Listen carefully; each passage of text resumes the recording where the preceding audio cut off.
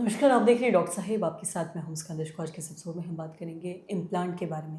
हम जब भी दांतों के इम्प्लांट के बारे में बात करते हैं तो कई बार लोगों को ये नहीं समझ आ पाता कि इम्प्लांट कब करवाना चाहिए और क्यों करवाना चाहिए। आज हम इसी बारे में तमाम चीज़ों में विस्तार से बात करेंगे और जानेंगे।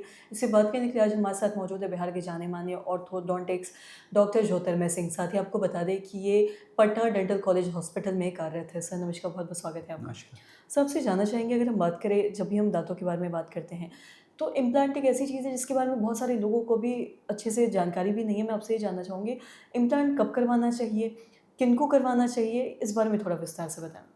देखिए, शरीर में बहुत सारे चीज़ों का आजकल इम्प्लांट हो रहा है, जैसे घुटने का इम्प्लांट, कूल्हे का इम्प्लांट, उसी तरह से दाँत का भी इम्प्लांट होता है। इम्प्लांट बेसिकली एक टाइटेनियम का रॉड होता है, जो दाँतों में दाँत की जगह पे, जो परमानेंट दाँत आपके टूट जाते हैं, उसकी जगह पे, जड़ की जगह पे उसको लगाया जाता है और उसके ऊपर फिर क्राउन लगा दिया जाता है। लेकिन सबसे इम्पॉर्टेंट है कि लोग ये समझते हैं कि डेंटल इम्प्लांट कराना है, लेकिन ये नहीं पता कि किनको कराना है और कब कराना है।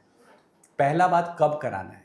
छोटे उम्र में, जब आपका उम्र 18 से 20 साल तक है, तब तक डेंटल इम्प्लांट नहीं कराना है, क्योंकि उस समय ग्रोथ होता रहता है। हमारे जबड़े का ग्रोथ होता है, मैंडिबल मैक्सिला का ग्रोथ होता है। वो ग्रोथ एंटेरो पोस्टीरियर और ट्रांसवर्स होता है और वर्टिकल होता है। तो 20 साल की उम्र तक अमूमन माना जाता है कि ग्रोथ कंप्लीट होने लगता है, तो उसके बाद ही इम्प्लांट करना है। अगर उससे पहले अगर आपके दांत टूट गए हैं, मान लीजिए 12 साल 14 साल में, तो आपको वेट करना है, सिर्फ उस जगह को बचा के रखना है by the help of removable appliances, कि हमारा वो दांत क्लोज नहीं हो जाए, स्पेस क्लोज नहीं हो जाए। टूथ का मूवमेंट होता है, हमेशा टूथ का मूवमेंट जो है ना मीजियल होता है, तो उसको रोका जाता है। बस यही करना है। जब वो 20 साल का उम्र हो जाए, उसके बाद ही इम्प्लांट के बारे में सोचना है। दूसरी बात, कि जब भी दांत आप निकलवाएं तो ये ध्यान रखें कि एक्सपर्ट डेंटल सर्जन से निकलवाएं, जिससे कि सॉकेट उसका बचा रहे। अगर सॉकेट सही से नहीं बचा रहेगा तो हमारे बोन जो है, एक इन्वेलप है, उसी के बीच में इम्प्लांट डालना है। अगर किसी भी साइड से बोन कम रहेगा तो हमारा इम्प्लांट फेल हो जाएगा।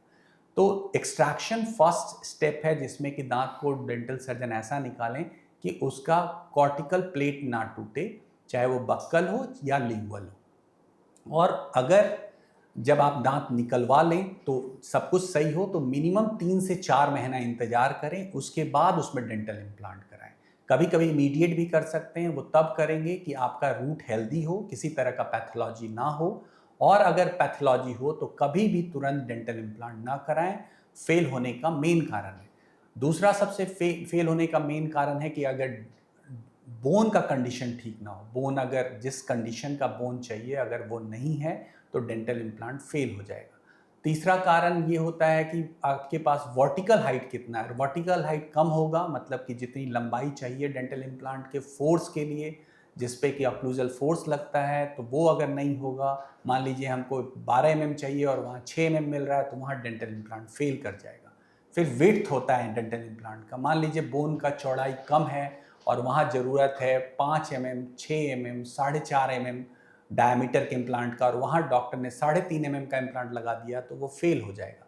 तो इसलिए इस बात का हमेशा ध्यान रखना है कि डेंटल इम्प्लांट कब कराना है, किस कंडीशन में कराना है और किस पेशेंट में कराना है। अगर किसी पेशेंट को मान लीजिए सिस्टेमिक डिजीजेज हैं, जैसे कि मान लीजिए कि उसको ब्लड शुगर है, बहुत ज़्यादा ब्लड शुगर रहता है, तो वैसे कंडीशन में अगर डेंटल इम्प्लांट किया जाए तो वो फेल हो जाएगा।